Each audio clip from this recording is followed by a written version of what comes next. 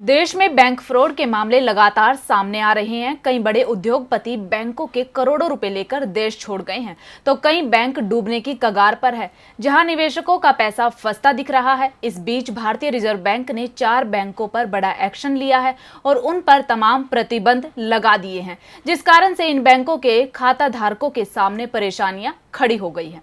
देश के 4 सहकारी बैंकों पर आरबीआई ने लिया है बड़ा एक्शन। बैंकों के कर्ज देने पर लगा दी है पूरी तरह से रोक। खाते से पैसे निकालने की सीमा भी कर दी है निर्धारित। दरअसल आरबीआई की रामगढ़िया सहकारी बैंक, नई दिल्ली, साहेबराव देशमुख सहकारी बैंक मुंबई, सांगली सहकारी बैंक मुंबई और शारदा महिला सहकारी बैंक लिमिटेड तुमकुर कर्नाटक की वित्तीय स्थिति बेहद खराब दिखाई दी है।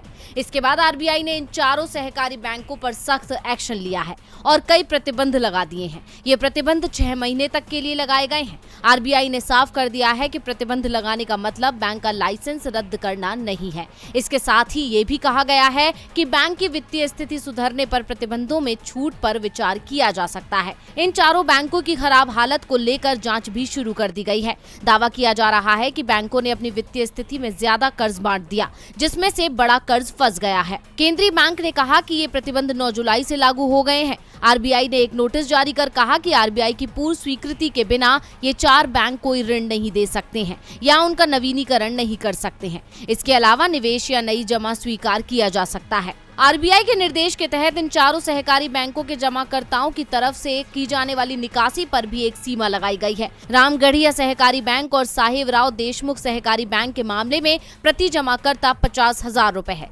जबकि सांगली सहकारी बैंक के मामले में ये सीमा 45,000 रुपए प्रति जमाकर्ता है। शारदा महिला सहकारी बैंक के मामले में एक जमाकर्ता अधिकतम 7,000 रुपए निकाल सकता है। इन बैंकों पर प्रतिबंध का सबसे ज्यादा असर बैंक के खाता धारकों पर ही पड़ता है।